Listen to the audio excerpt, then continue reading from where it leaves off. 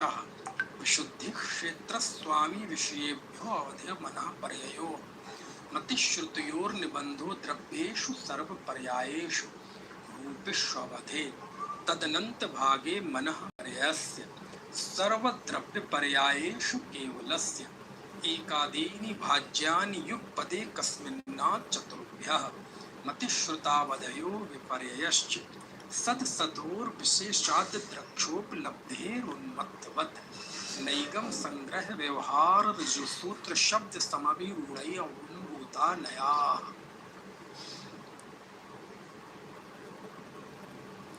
शुरू करें। चल डमोर्हंताड़म डमो सिद्धाड़म डमो वायाड़म डमो वज्झायाणम डमो लोये सौवसाहुड़म मोक्षमार्गस्य नेतारं भेत्तारं कर्म भूभ्रतां ज्ञातारं विश्वतत्त्वानां वन्दे तद्गुणलब्धये।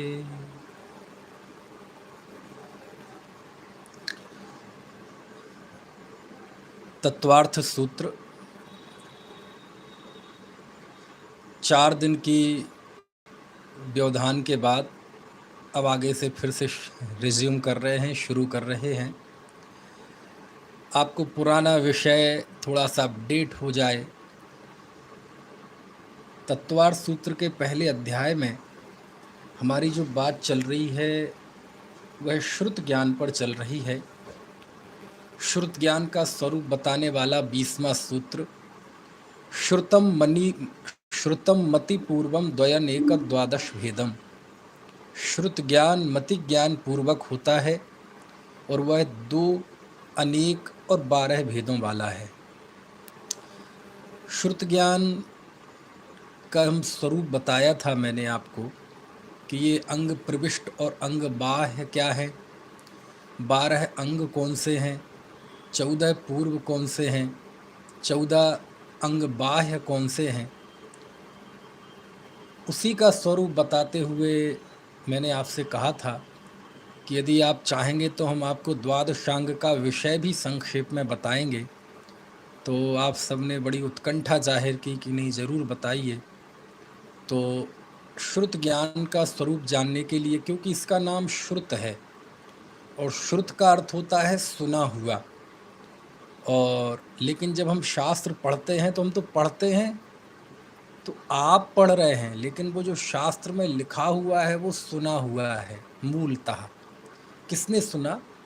दिव्य ध्वनि को गौतम स्वामी ने सुना और सुनकर फिर उन्होंने सकल श्रुत की रचना की और गौतम स्वामी ने वह सकल श्रुत का ज्ञान सुधर्मा स्वामी को दिया, सुधर्मा स्वामी ने जम्बू स्वामी को दिया, उसके बाद श्रुत केवली हुए। तो जो भी अंग ज्ञानी होते हैं वो कोई पढ़कर नहीं होते, है ना। पढ़कर आज तक कोई अंग ज्ञानी नहीं हुआ। जैसे 1-1, 2-2 रुपये बचाकर आज तक कोई अरबपति नहीं बना, है ना।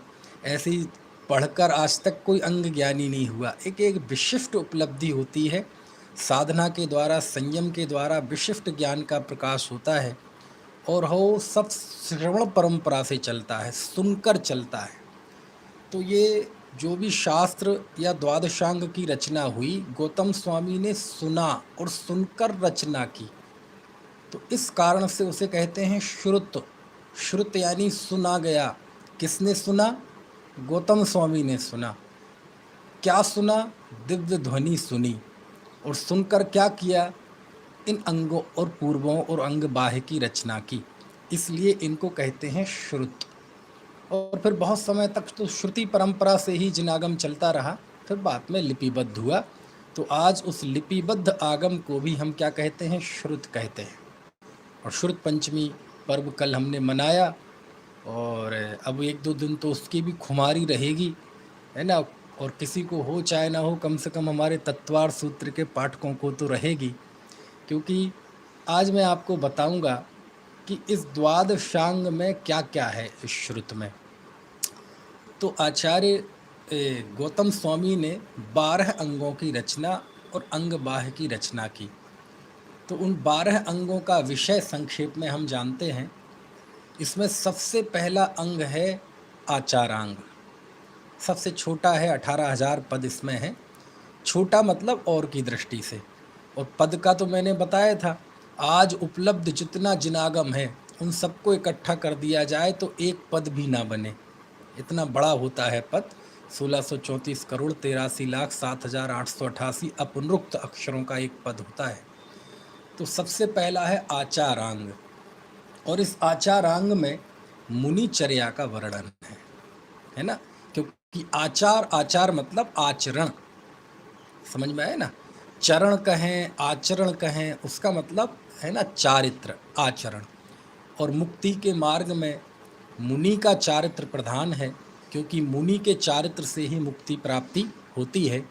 और जिन धर्म का मूल भी है ना मुनि मुद्रा है, तो सबसे पहला जो है उसे कहा आचारांग। इसमें मुनि के आचरण का वर्णन है 18,000 पदों में, बहुत विस्तार से वर्णन है। मुनि के धर्म के और अंगों का वर्णन आगे भी है, अंग बाह्य में भी है, लेकिन ये प्रमुख है ना। ये आचारांग है। और अच्छा, ये आचारांग पूरी तरह से विलुप्त हो गया क्या? देखो, ये बात थोड़ी समझनी पड़ेगी। हम कहते हैं अंगों पूर्वों का ज्ञान लगभग विलुप्त हो गया, बहुत थोड़ा बच रहा है। हाँ, आचारांग का पूर्ण ज्ञान विलुप्त हो गया, ठीक है। लेकिन आचारांग का श्रुति परंपरा से कुछ अंग ज्ञान, कुछ ज्ञान बाकी रहा। अन्यथा ये 5 महाव्रत समिति वगैरह का कथन कैसे करता कोई जीव? कोई माँ के पेट से तो सीख के आता नहीं। तो हमारे पूर्वाचार्यों ने 2000 साल पहले इनका कथन किया, तो कहीं ना कहीं श्रुति परंपरा से कुछ ही सही है ना। जैसे तालाब में एक उंगली डालें और निकाल लें तो उसमें कुछ पानी आ जाएगा ना, इतना ही सही। लेकिन कुछ ना कुछ वह अंग और पूर्वों का कुछ ज्ञान हमारी परंपरा में बना रहा, और वो भी आत्म कल्याण के लिए पर्याप्त है। तो आचारांग, और वर्तमान में जो मुनिचर्या का सबसे प्राचीन ग्रंथ माना गया है वो है मूलाचार। क्या माना गया है? मूलाचार। और उस मूलाचार को आचारांग कहते हैं। क्या कहते हैं? आचारांग। वीरसेन स्वामी ने धवला में, मुझे स्मरण हो रहा है कि उसका आचारांग नाम से स्मरण किया कि आचारांग में ऐसा कहा है, और फिर जो गाथाएं उद्धृत की वो मूलाचार ग्रंथ की है। इससे ये समझ में आता है कि मूलाचार को आचारांग भी कहते हैं, है ना। और इससे उस मूलाचार ग्रंथ की महिमा भी पता चलती है, महात्म पता चलता है कि हमारी आचार्य परंपरा में, श्रुत परंपरा में मूलाचार ग्रंथ का कितना सम्मान है कि उसे आचारांग कहते हैं, है ना। चलिए, दूसरा जो हमारा है सूत्र कृतांग। इस सूत्र कृतांग में जिन श्रुत की ज्ञान विनय है ना, और कल्प अकल्प यानी स्व समय पर समय, इनका स्वमत परमत का विवेचन है, और छेदोपस्थापना आदि का चारित्र का वर्णन है, और अनेक तरह से व्यवहारिक क्रियाओं का वर्णन इस सूत्र कृतांग नामक दूसरे अंग में है। तीसरा अंग है स्थानांग। अब इनके पदों की संख्या मैं अभी नहीं बता रहा हूँ, है ना, अपन संक्षेप में लेकर चलें। तीसरा है स्थानांग। इस स्थानांग, ये बड़ा रोचक है।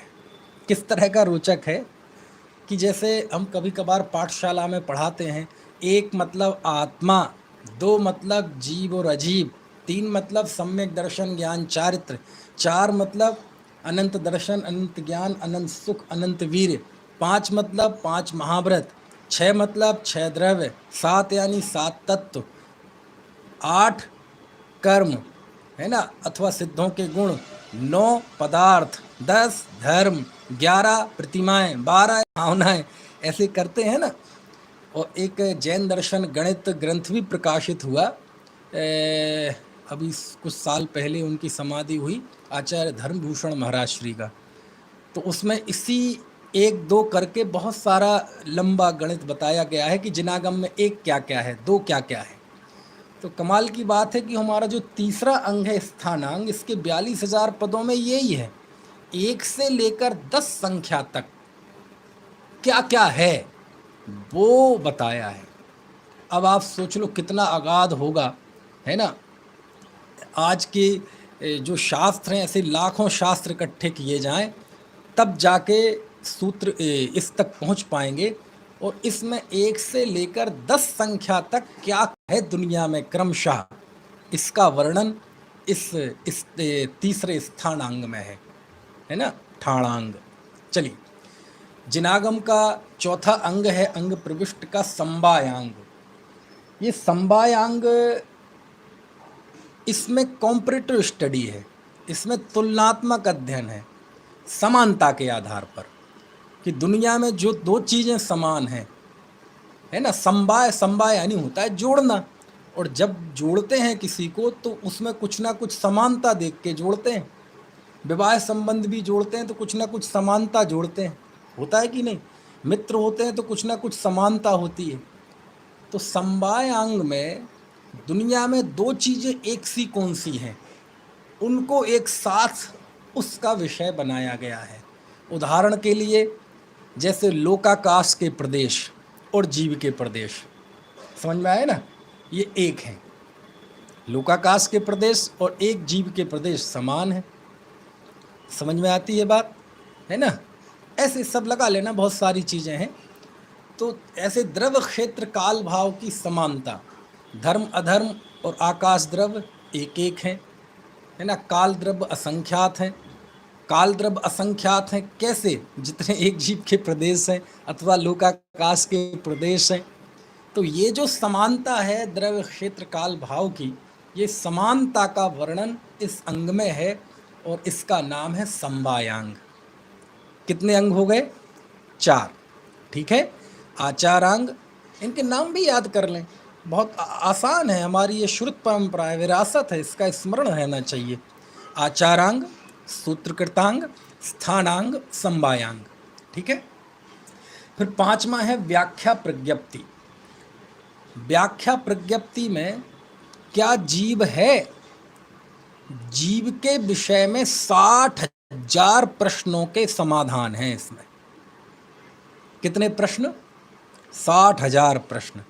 अब आप सोचो 60,000 प्रश्न में क्या बचा होगा, समझ में आया ना। तो 60,000 प्रश्नों के जवाब इसमें हैं। आपको पता, ऐसे उल्लेख आते हैं कि राजा श्रवणक ने भगवान से 60,000 प्रश्न पूछे थे, है ना।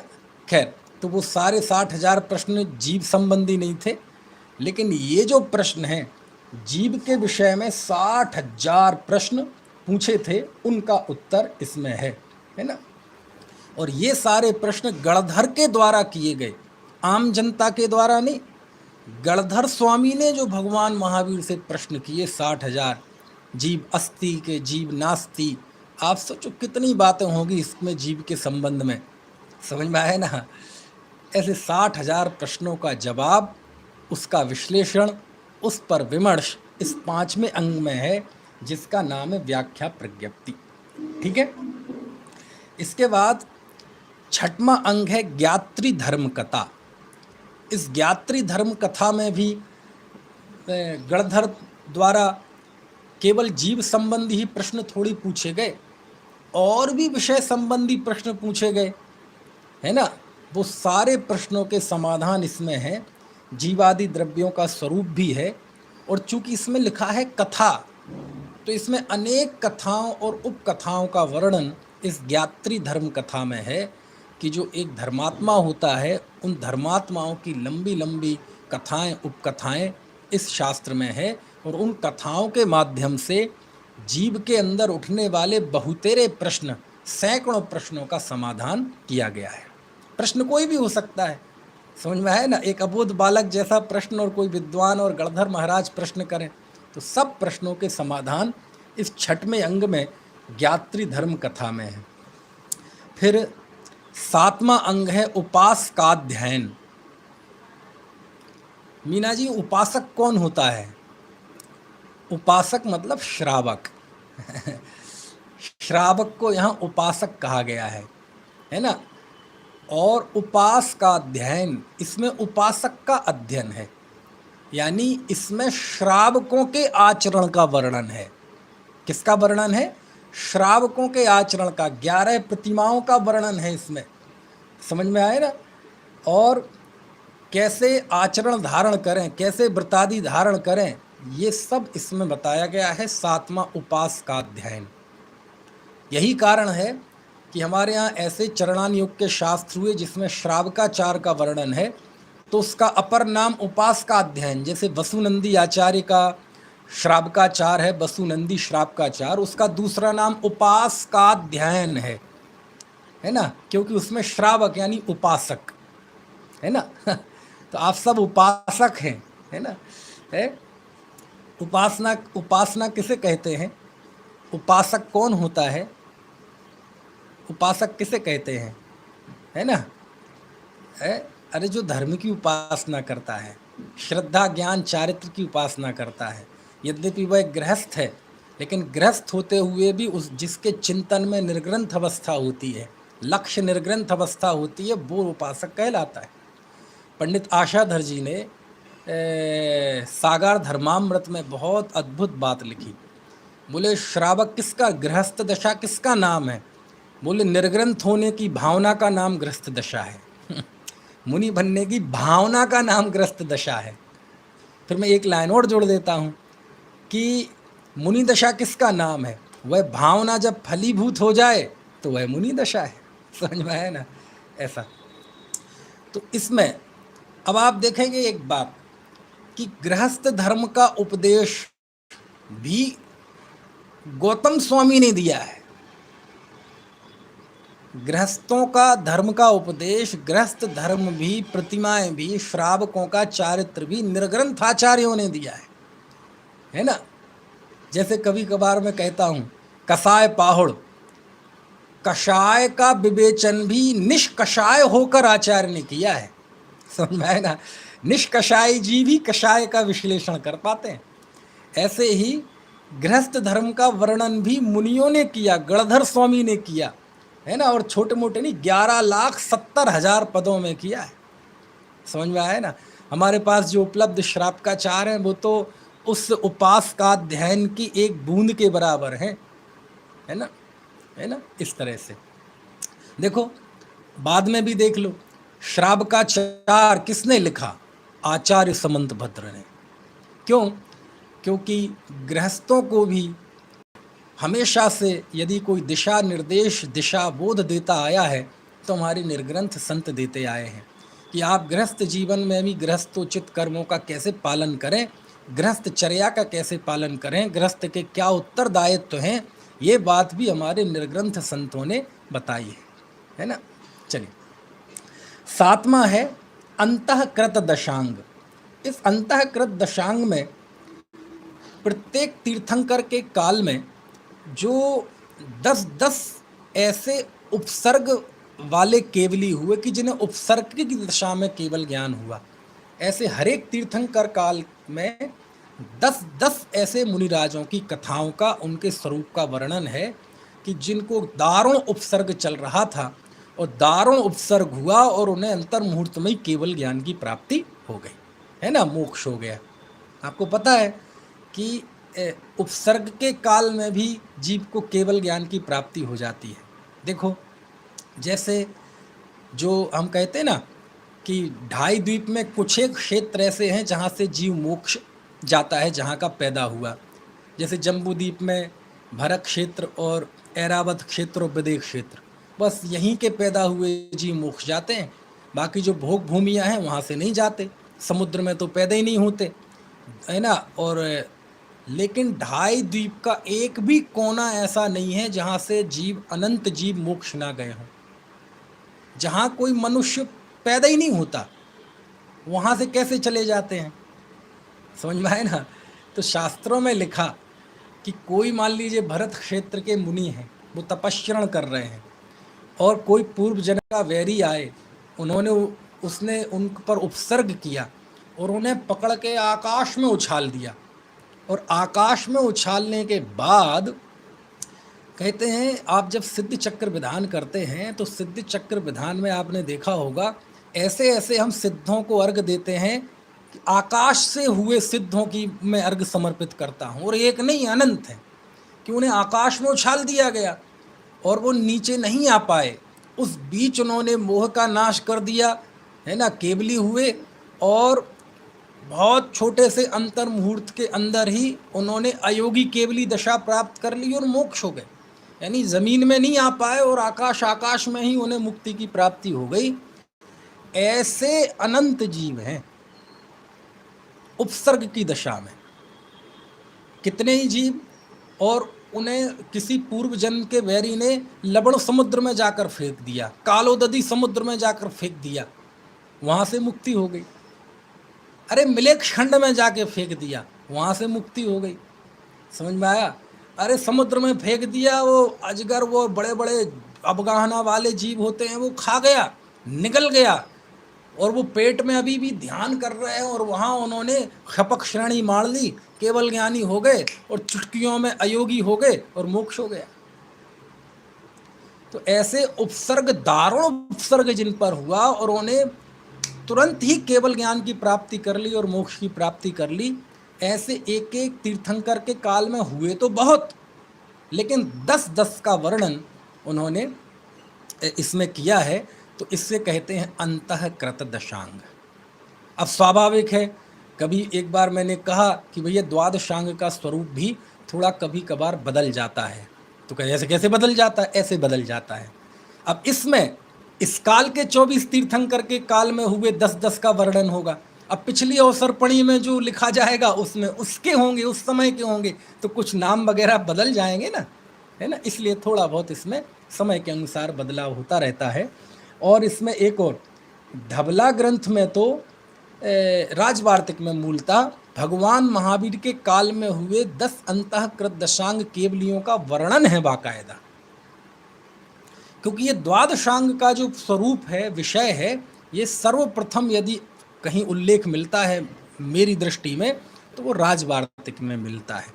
वहाँ से फिर परंपरा से चल पड़ा, फिर धबलाकार स्वामी वीरसेन स्वामी ने लिख दिया, फिर तो वो हवाओं में घुल गया। नाम तो पहले थे, पाठों में थे, भक्तियों में थे, लेकिन इनका विषय अब वो राजवार्तिककार, है ना, आचार्य अकलंक स्वामी को 7वीं शताब्दी में उन्हें कैसे प्राप्त हुआ, अब ये उनके स्रोत अभी धीरे धीरे जब और कुछ प्रकाश में आएगा तो पता चले। फिर 9वां है अनुत्तरोपपादिक दशांग। इसमें 24 तीर्थंकर के काल में 10-10 ऐसे उपसर्ग, दारुण उपसर्ग को समता पूर्वक सहन करने वाले मुनिराजों का वर्णन है कि जो मोक्ष तो नहीं जा पाए लेकिन अनुत्तर विमान में पैदा हुए, वो अगले जन्म से मोक्ष जाएंगे। ऐसे जबरदस्त वर्णन इस अनुत्तरोपपाद दशांग में है। और भगवान महावीर के काल में जो ऐसे 10 हुए उनका वर्णन शास्त्रों में है, क्योंकि उनका शासन चल रहा है तो वो प्रासंगिक हो जाते हैं। इसके बाद 10वां अंग है प्रश्न व्याकरण। इस प्रश्न व्याकरण में हमारे यहाँ 4 प्रकार की कथाएं बताई हैं: आक्षेपणी, विक्षेपणी, निर्वेगनी, संवेगनी।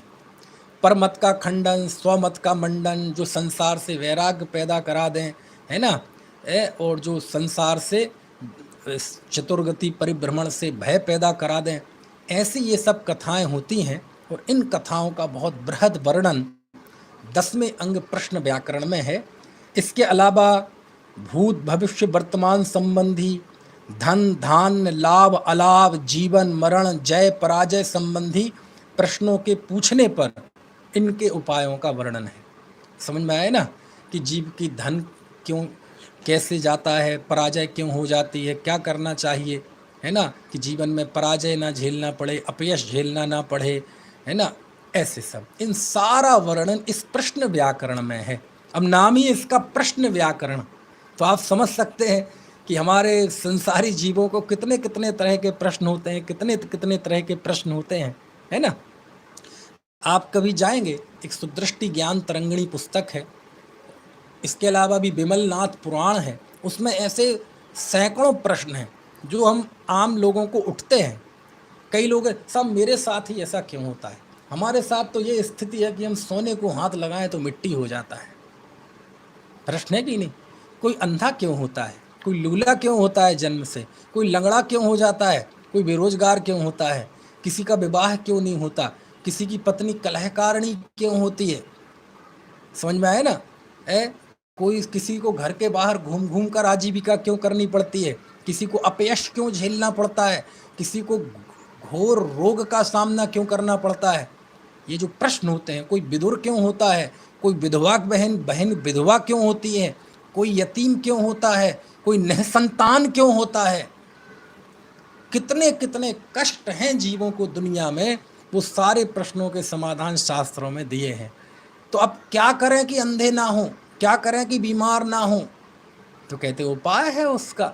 उपाय क्या है कि इन आँखों का, है ना, इन आँखों से रंग तो देखते ही हो, इसके लिए तो कुछ सिखाने की ज़रूरत नहीं है, लेकिन इन आँखों से जिनेंद्र दर्शन करो, जिनेंद्र मुद्रा निहारो। जब तक आँखों से दिखना बंद ना हो उसके पहले जिनेंद्र मुद्रा को आँखों में बसा लो। कहने का आशा ये है कि बहुत व्यवहारिक वर्णन, है ना, ये प्रश्न व्याकरण में है, और यही सब ज्ञान परंपरा से कुछ ना कुछ सुगंध के रूप में हमारे आचार्यों को मिलता रहा, और उन्होंने फिर इन सब का वर्णन शास्त्रों में किया। ठीक है। इसके बाद आप देखेंगे 11वां अंग है विपाक सूत्र। और विपाक सूत्र में विपाक यानी होता है 8 कर्म होते ना, ज्ञानावरण आदि 8 कर्म, 8 कर्म का उदय। जब उदय होता है तो उसका जो फल होता है उससे ही हम कहते हैं विपाक। वैसे भी इस शब्द का प्रयोग तो होता ही है, आम पक गया, आम पक गया मतलब खाने लायक हो गया, समझ में आया ना।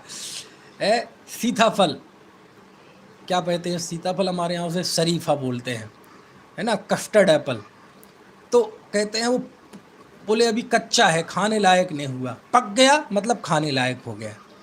तो ऐसे ही कर्म जब तक सत्ता में पड़ा है तब तक तो वो मिट्टी के ढेले के समान है। कुंद कुंदेव ने उपमा दी पिंड पिंड समाना, मतलब मिट्टी के ढेले के समान है, वो कोई हमें सुखी दुखी नहीं कर सकता। लेकिन जब वो उदय में आता है, पक जाता है, उसका उदय काल आ जाता है, तो वो फल देता है। तो उसी को हमारे यहाँ सिद्धांत की भाषा में कहते हैं विपाक, और इस अंग का नाम है विपाक सूत्र। तो इसमें ज्ञानावरण दर्शनावरण आदि 8 कर्मों का जब उदय यानी उदीर्णा होती है तो कैसे फलीभूत होता है उसका वर्णन है, इसलिए इसका नाम है विपाक। अब यही हमें कहीं ना कहीं संक्षेप में हमें सब पढ़ने मिला। ज्ञानावरण के उदय से अज्ञान रूप अवस्था, दर्शनावरण कर्म के उदय से अदर्शन रूप अवस्था, मोह कर्म के उदय से मोहराग द्वेष रूप अवस्था, है ना, वेदनी कर्म के उदय से साता असाता रूप अवस्था, नाम कर्म के उदय से ये शरीर गोरा काला मोटा पतला आदि अवस्था, है ना। तो ये सारा जो कर्म का उदय का विपाक है वह विपाक इसमें वर्णन है। अब आप सोचो कितना रोचक होगा ये वर्णन, क्योंकि आप देखो सारी दुनिया में ये जितना वेरिएशन दिखाई देता है, इतनी जो जीवों की विविधता दिखाई देती है, ये क्या चीज़ है, ये कर्म के उदय की विचित्रता ही तो है। हम मनुष्यों में देख लो, यदि विज्ञान के हिसाब से आज के मौजूदा विश्व में लगभग 7.5-8 करोड़ अरब लोग हैं। 8 अरब लोगों का चेहरा नहीं मिलता, लोगों का आपस में, है ना, नाक कान आँख कुछ नहीं मिलती, उंगलियां नहीं मिलती, अंगूठा नहीं मिलता, कुछ भी नहीं मिलता। और ये जो हम अंगूठा लगाते हैं ना पैड पे लगा के, वो हस्ताक्षर के स्थान पर अंगूठा ही क्यों लगाते हैं? वैसे तो कुछ भी नहीं मिलता, नाक कान आँख कुछ भी नहीं मिलता, उंगलियां भी नहीं मिलती, लेकिन अब वो नाक पैड पे लगा के कागज पे चिपकाएंगे तो जरा बढ़िया सा नहीं लगेगा, तो प्रतीक के रूप में हमने अंगूठा बना दिया। कुछ भी नहीं मिलता, आँख नाक कान कुछ भी नहीं। अरे आवाज़ नहीं मिलती। ये जो कोर्ट में एविडेंस प्रस्तुत किए जाते हैं किसी की डबे आवाज़ के, तो बाकायदा उसकी फॉरेंसिक जांच होती है, क्योंकि आपकी आवाज़ दुनिया में केवल आपकी तरह है और किसी की तरह नहीं है। अरे आप एक बाल तोड़ के शरीर का ग्रीनलैंड के जंगलों में फेंक दें, यदि वो मिल गया तो वह वैज्ञानिक लैब में टेस्ट करके बता देगा कि ये बाल आपका ही है, आपके अलावा किसी का नहीं है।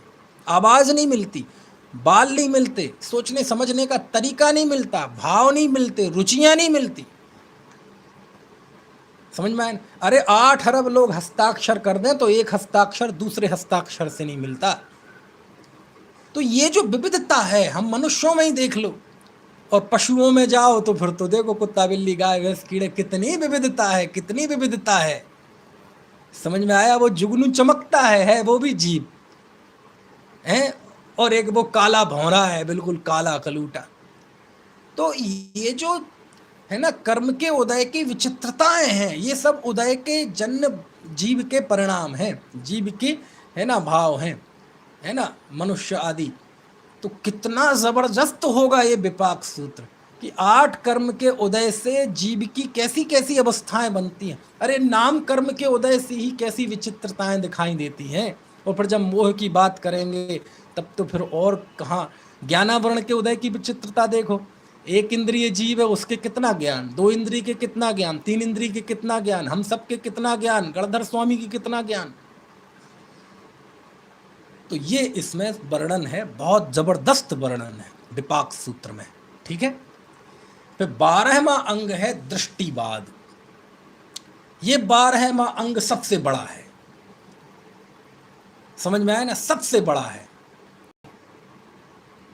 इसमें 108 करोड़ से भी ज्यादा पद है, 108 करोड़ 68 लाख है ना, नहीं 112 करोड़ 83 लाख 58,005, ये तो पूरे द्वादशांग में है।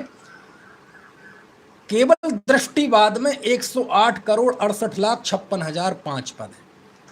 यानी 112 करोड़ में पूरा द्वादशांग है, तो 108 करोड़ इसमें है, केवल किसमें? दृष्टिवाद में। इतना बड़ा है ये 12वां दृष्टिवाद। और इस दृष्टिवाद, अब थोड़ा सा समझना, यहां तक तो बिल्कुल सीधा साधा सादगी से चलता रहा, लेकिन दृष्टिवाद में थोड़ा सा हमें विशेष जानना पड़ेगा। इस दृष्टिवाद अंग के 5 भेद हैं। कितने? 5 भेद। परिकर्म, सूत्र, चूलिका, है ना, प्रथमानुयोग, प्रथमानुयोग, पूर्वगत और चूलिका। परिकर्म, सूत्र, प्रथमानुयोग, पूर्वगत और चूलिका, ये 5 इसके भेद हैं। ठीक है। सबसे पहला है परिकर्म, इसके 5 भेद हैं, है ना। सूर्य प्रज्ञप्ति, चंद्र प्रज्ञप्ति, जम्बूद्वीप प्रज्ञप्ति, द्वीप सागर प्रज्ञप्ति और व्याख्या प्रज्ञप्ति। इनके नाम अनुसार ही इनका विषय है। दूसरा है सूत्र, इसमें एकांत मतों का विवेचन है। तीसरा है प्रथमानुयोग, इसमें 63 शलाका पुरुषों का कथन है। अब आप सोचो, वर्तमान में जितना प्रथमानुयोग है उसका मूल कहाँ मिलेगा? उस दृष्टिवाद के तीसरे भेद में मिलेगा प्रथमानुयोग। तो परिकर्म हो गया, सूत्र, प्रथमानुयोग, और चौथा है पूर्वगत। ठीक है। पूर्वगत के बारे में इससे बताऊंगा क्योंकि इनका खास महत्व है। और 5वां है चूलिका, इसके भी 5 भेद हैं, जलगता, थलगता, आकाशगता, रूपगता, मायागता। तो ये 5 दृष्टिवाद के भेद हैं। अब इसमें पहला, दूसरा, तीसरा और 5वां, इनको जरा गौण कर दो। अब केवल आप कैमरा ले जाओ चौथे भेद पर, जिसका नाम है पूर्वगत। ले गए भेद? कैमरा ले गए निपुण जी? सबसे पहले हमने ऊपर कैमरा लगाया तो हमें 12 अंग और 14 अंग बाह्य सारे दिखे। फिर हमने एक कैमरे को पास ले गए तो आचारांग को समझा, फिर सूत्रकृतांग को समझा। अब आप दृष्टिवाद में कैमरा ले जाएं और दृष्टिवाद के बाद पहले, दूसरे, तीसरे और 5वें को छोड़ दें, केवल उसके चौथे भेद पूर्वगत पर कैमरा ले जाएं। समझ गए आप? अब ये जो पूर्वगत है, ये पूर्वगत बहुत गंभीर है, बहुत गंभीर है। बाकी 4 भेद दृष्टिवाद के और बाकी के 11 अंग, इन सबको एक पोटली में बांधें और पूर्वगत को एक पोटली में बांधें, केवल पूर्वगत को। और दूसरी तरफ किसे किसे बांधा? 11 के 11 अंग और दृष्टिवाद के शेष 4 भेद, पहला, दूसरा, तीसरा और 5वां, इन सबको एक पोटली में बांधें और पूर्वगत को एक पोटली में बांधें। तो पूर्वगत की पोटली बाकी पोटली से 25 गुनी, 24-25 गुनी बैठेगी। इतना बड़ा है पूर्वगत। समझ में आया ना? 95 करोड़ से ज्यादा पद हैं इसमें पूर्वगत में, है ना। खैर चलिए, तो आगे करते, मतलब बहुत बड़ा है। गुना उना का तो गणित अब मैंने अंदाज से लगा लिया। यानी वो पोटली छोटी है जिसमें 11 अंग हैं और दृष्टिवाद के 4 भेद हैं, और पूर्वगत की पोटली बहुत बड़ी है, उससे भी कई गुना बड़ी। अकेले पूर्वगत में ही 95 करोड़ से ज्यादा पद हैं, और पूरे द्वादशांग में 112 करोड़ कुछ हैं। तो समझ सकते हैं आप कितना बड़ा है वो। अब ये जो 12 पूर्वगत हैं, इन 12 पूर्वगतों का विषय जानना बहुत ज़बरदस्त, बहुत बहुत महत्वपूर्ण है। पहले तो आपको ये 14 पूर्वों के आपको नाम बता दूं, और आप बार बार बोलते ना 11 अंग 14 पूर्व, 11 अंग 9 पूर्व, ये ही है पूर्वगत।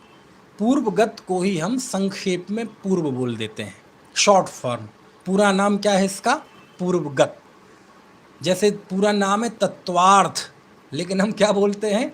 जीवादि 7 तत्व। ऐसे ही, ठीक है, पूरा नाम है जीवास्तिकाय, पुद्गलास्तिकाय, धर्मास्तिकाय, अधर्मास्तिकाय, आकाशास्तिकाय, लेकिन ऐसा पूरा नाम नहीं बोल पाते हैं।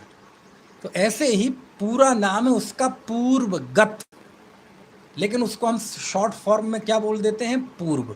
और इनकी संख्या 14 है, ठीक है। अब ये पूर्व इतने विशाल हैं, इतने अगाध हैं कि जरा 14 पूर्व, उत्पाद पूर्व नाम सुना? अग्रायणी पूर्व, वीर्यानुवाद, प्रत्याख्यान पूर्व, सत्य प्रवाद, आत्म प्रवाद, कर्म प्रवाद, है ना। ऐसे 14 पूर्व है, मैं नाम भूल रहा हूँ जरा।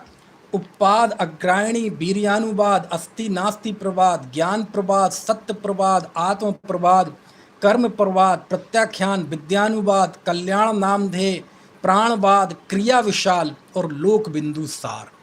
ये 14 पूर्व है। समझ में आया? अब बहुत जबरदस्त है इनका स्वरूप। अब चूंकि श्रुत पंचमी का समय है, इसलिए मैं आपको ये भी बताऊंगा कि कल जिस श्रुत पंचमी की बात की हमने, षटखंडागम की बात की, वो है कहाँ से आया ये षटखंडागम। तो इन 14 पूर्व में देखो, सबसे पहला है उत्पाद पूर्व, ठीक है। और इस उत्पाद पूर्व में जीव, पुद्गल आदि 6 द्रव्यों का वर्णन है। उत्पाद व द्रव्य का वर्णन है। आप सोचो ये कितना दार्शनिक पूर्व होगा। इसमें उत्पाद व द्रव्य का वर्णन है, जिसे कुंद कुंद स्वामी लिखते हैं पंचास्तिकाय में। दब्बम सल्लखड़ियम उपादव्य धुबत्त संयुक्तम गुणपज्जासयम वा जमतम दब्बम भंडंती सब बंडु। तत्वार्थ सूत्र में सूत्र आएगा अभी, सत द्रव्य लक्षणम उत्पादव्यय द्रव्य युक्तम सत गुण पर्याय व द्रव्यम। ये सारा विषय इस उत्पाद पूर्व का है। समझ में आया ना? यानी हमारी पूरी विश्व व्यवस्था, 6 द्रव्य, 6 द्रव्यमयी विश्व व्यवस्था, जिसमें अनंत जीव, अनंतानंत पुद्गल, धर्म अधर्म, आकाश एक एक और काल द्रव्य असंख्या, ये 6 द्रव्य, इनका उत्पाद व द्रव्य युक्त सत्ता, इनकी गुण पर्यायवान युक्त सत्ता, वो सारा निरूपण इस उत्पाद पूर्व के 1 करोड़ पदों में है। समझ में आया? चलो दूसरा है अग्रायणी। अग्रायणी इसका नाम इसलिए है, अग्र यानी होता है आगे, जो प्रमुख हो। तो इसमें प्रमुख विषय का वर्णन है, यानी सारभूत ज्ञान का वर्णन है, इसलिए इसे अग्रायणी पूर्व कहते हैं। और इसमें 6 द्रव्य, 7 तत्व, 9 पदार्थ, 700 नय। ओहो निपुण जी, अब तक हमने कितने नयों के नाम सुने? या तो 2 द्रव्यार्थिक पर्यायार्थिक, भाई साहब विनीत जी या निश्चय व्यवहार, अथवा अभी इस अध्याय के अंतिम सूत्र में नैगम संग्रह आदि 7, अथवा अमृत चंद आचार्य ने 47 बताए प्रवचन सार के अंत में, है ना, टीका में, तत्व प्रदीपिका में 700 नय का वर्णन है। समझ में आया ना? एवं दुर्नय का भी वर्णन है। नय का भी वर्णन है और दुर्नय का भी वर्णन है। जो निरपेक्ष होते हैं वो दुर्नय कहलाते हैं, और जो सापेक्ष होते हैं वो सुनय कहलाते हैं। और जीव आदि 7 तत्वों का, द्रव्यों का, है ना, पदार्थों का, सबका वर्णन इसमें है, इसलिए इसका नाम है अग्रायणी। अग्र जो है ज्ञान में सारभूत वर्णन है, समझ में आया ना।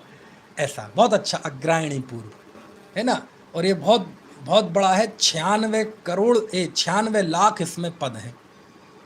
ठीक है। और देखो एक और बात बता दूं, इन पूर्वों में एक खास बंटवारा है। ये पूर्व तो समझ लो एक बहुत बड़ा महल है, उसके अंदर छोटे छोटे कमरे हैं, उन कमरों के अंदर छोटी छोटी अलमारियां रखी हुई हैं। ऐसे ही एक एक पूर्व बहुत विशाल है। उस पूर्वों को बांटा गया है कुछ अधिकारों में, जिन्हें बोलते हैं वस्तु अधिकार। क्या बोलते हैं उन्हें विनीत भाई साहब? वस्तु अधिकार। और 14 पूर्व में ऐसे 195 वस्तु अधिकार हैं। और एक एक वस्तु अधिकार के फिर से अंदर जाएंगे तो 20-20 और अधिकार हैं, जिन्हें कहते हैं प्राभृत अधिकार। क्या नाम बोलते हैं? ये मैं क्यों बता रहा हूं, मुझे श्रुत पंचमी का बताना है, अभी वो खुमारी उतरी नहीं है और वो ये अपन पढ़ रहे हैं श्रुत ज्ञान का स्वरूप तत्वहार सूत्र में। तो पूर्वों के अंदर वस्तु अधिकार, और एक एक वस्तु अधिकार के अंदर 20-20 प्राभृत अधिकार। समझ गए? तो 14 पूर्वों में सबके वस्तु अधिकार मिला दिए जाएं तो 195 वस्तु अधिकार हैं, और एक एक में 20-20 प्राभृत अधिकार हैं। तो 195 में 20 का गुणा करो तो 3900 आएगा। तो 3900 प्राभृत अधिकार हैं।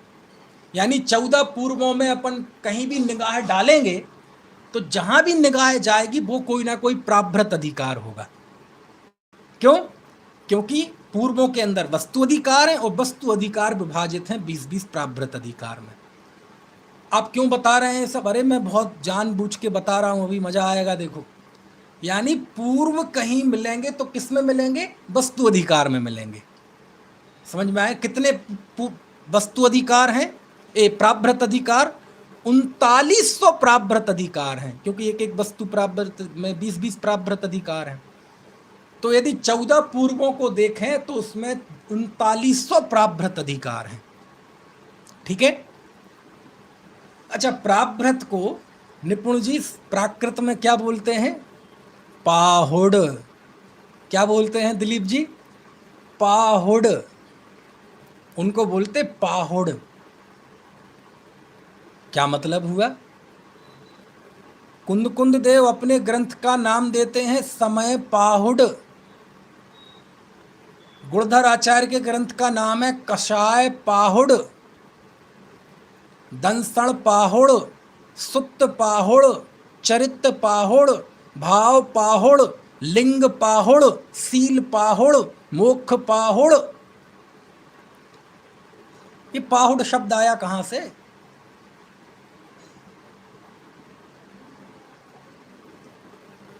सीमा जी कहां से आया है पाहुड़ शब्द?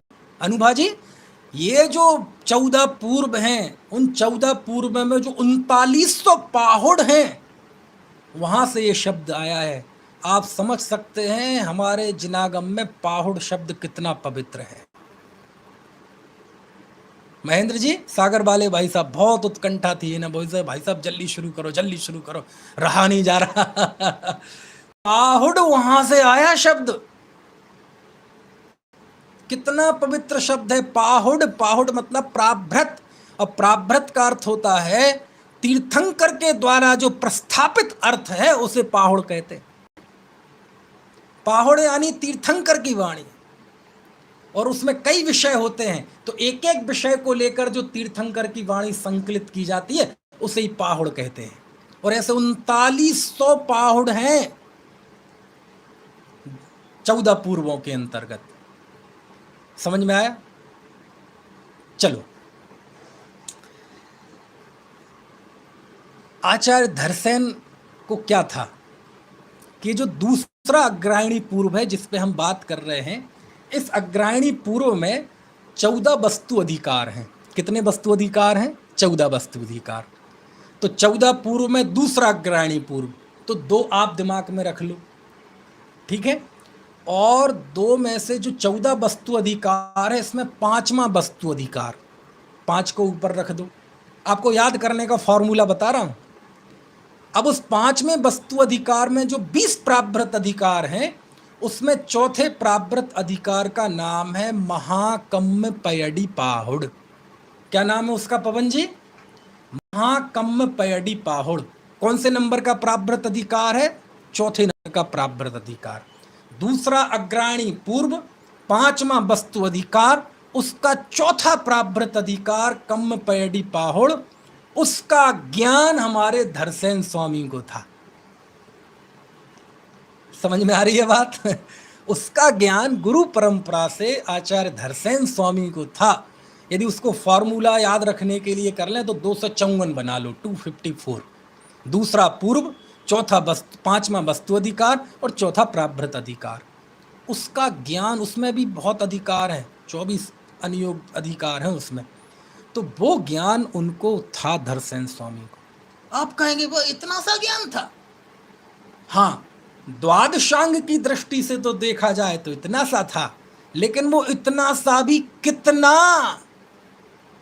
अरे एक पद में ही जब आज का उपलब्ध पूरा जिनागम आ जाता है उसके अंतर्गत, तो वो तो कितने पदों में था। कौन?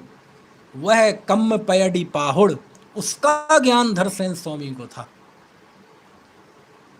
समझ में आया ना? ऐसे ही अभी हमने दूसरे पूर्व तक बात की। इसका जो 5वां पूर्व है ज्ञान प्रबाद पूर्व। कौन सा पूर्व? ज्ञान प्रबाद। उसमें भी वस्तु अधिकार है। तो उसका जो 10वां वस्तु अधिकार है, उसमें भी कई प्रावृत अधिकार हैं। तो उसमें जो तीसरा प्रावृत अधिकार है, उसका नाम था पेज्य दोष पाहुड़। क्या नाम था बिमला जी? पेज्य दोष पाहुड़। ठीक है। पेज्य का अर्थ होता है प्रेय, प्रेय यानी राग, और दोष यानी द्वेष, और पाहुड़ यानी राग द्वेष पाहुड़ प्रावृत, ऐसा उसका संस्कृत में होगा। और राग द्वेष को यदि एक शब्द में कहना हो तो क्या कहेंगे? कसाय। प्राकृत में कसाय, संस्कृत कर देंगे तो कषाय। तो वो राग द्वेष पाहुड़ का ज्ञान था आचार्य गुणधर स्वामी को। किनका? किनको था? किनको? ये धरसेन आचार्य के समकालीन थे, कुछ समय पहले, बल्कि पहले थे। आचार्य गुणधर स्वामी को 5वें ज्ञान प्रबाद नाम के पूर्व में 10वां जो वस्तु अधिकार है, उसका जो तीसरा प्रावृत अधिकार है, जिसका नाम था पेज्य दोष पाहुड़, उसका ज्ञान था उन्हें गुरु परंपरा से। और उसका सार लेके उन्होंने एक शास्त्र की रचना की, जिसे हम कहते हैं कसाय पाहुड़। क्या कहते हैं उसे? कसाय पाहुड़। उपलब्ध है आज। 153 गाथाओं में उन्होंने उस गुरु प्रदत्त ज्ञान को कसाय पाहुड़ का सार लेके उन्होंने उस ग्रंथ की रचना की थी। धरसेन स्वामी ने वही कम्म पयडी पाहुड़ जिन्हें ज्ञान था 254। इसका फॉर्मूला क्या बनेगा? 5103 कसाय पाहुड़ का। 5वां ज्ञान प्रबाद पूर्व, 10वां वस्तु अधिकार और तीसरा प्रावृत अधिकार। तो इसका बनेगा 5103। समझ में आए ना? तो धरसेन स्वामी को कम्म पयडी पाहुड़ का ज्ञान था। उसका सार उन्होंने पढ़ाया किसे? भूतबली पुष्पदंत आचार्य को। और फिर उन्होंने मिलकर इस षटखंडागम की रचना की थी। और इस षटखंडागम का संबंध किससे बैठ गया? उस कम्म पयडी पाहुड़ से। वो कम्म पयडी पाहुड़ किसका अंग था? दूसरे अग्रायणी पूर्व का। और ये पूर्व किसके अंतर्गत है? द्वादशांग में 12वें अंग दृष्टिवाद के। तो हमारे सामने जो कुछ उपलब्ध है, ये गौतम स्वामी द्वारा रचित द्वादशांग का ही भाषांतरण है ना, और लिपिबद्ध होके हमारे सामने आया है। समझ में आया ना? कसाय पाहुड़ कहाँ से आया? 5वें पूर्व से, ज्ञान प्रबाद पूर्व से। कौन सा वस्तु? 10वां वस्तु अधिकार। कौन सा प्रावृत अधिकार? तीसरा प्रावृत अधिकार। ठीक है, आपको बात समझ में आती है कि नहीं? ऐसा तो शुद्ध पंचमी के अवसर पर आपको पता होना चाहिए कि यह षटखंडागम कहाँ से निकला, कैसे निकला, इसका इतना बहुमान और इसका महात्म्य क्यों है इतना, समझ में आया ना? है? एक और मैं बता दूं, और इसके प्राचीन उल्लेख नहीं मिले मुझे। समय सार में जो पंडित जयचंद जी छावड़ा की भाषा बचनी का है, आज से लगभग 250 साल पहले की, उसमें उन्होंने समय पाहुड़ को भी उन्हीं 3900 प्राभृत अधिकारों में से एक प्राभृत अधिकार माना है, क्योंकि समय सार नाम तो प्रचलित है, असली नाम तो उसका है समय पाहुड़। आचार्य कुंद कुंद ने मंगलाचरण में लिखा, वंदित्तु सब्ब सिद्धे धो मचल मणोभवम गदिम पत्ते वो छामी समय पाहुड़ मिड़मोस्तुद केवली भड़िदम, कि मैं समय पाहुड़ को कहूंगा। अब पाहुड़ मतलब क्या? तो जयचंद जी ने लिखा कि कुंद आचार्य को भी 5वें ज्ञान प्रवाद पूर्व के 10वां क्रम है, 10वें वस्तु अधिकार के एक प्राभृत अधिकार का 10वां या 12वां है, एक प्राभृत अधिकार का नाम था समय पाहुड़। उस समय पाहुड़ का ज्ञान कुंद देव को आचार्य परंपरा से था, और उसका सार लेके उन्होंने इस समय सार को, समय पाहुड़ को लिखा है। समझ में आती है बात? मतलब क्या हुआ? षटखंडागम भी जिना द्वादशांग का विषय, और समय पाहुड़ भी द्वादशांग का विषय। जीव में गुणस्थान है, गतियां हैं, मार्गणा हैं, ये भी द्वादशांग का विषय। और जीव में ना गुण स्थान है, ना मार्गणा स्थान है, ना प्रमत्त है, ना अप्रमत्त है, वह तो एक शुद्ध चेतन व्यायक भाव है, ये भी द्वादशांग का विषय। समझ में आती है बात? है ना? ऐसा कैसे हो सकता है? अरे वस्तु का स्वरूप अनेकांतात्मक है ना? सब संभव है। आज समय का पता ही नहीं चला, देख, है ना? समय हो गया है, और ज़्यादा ही हो गए 5-6 मिनट। बाकी की चर्चा हम शाम को करेंगे, अभी का समय हो गया। दूसरे अग्रायणी पूर्व तक बात हुई, आगे करेंगे।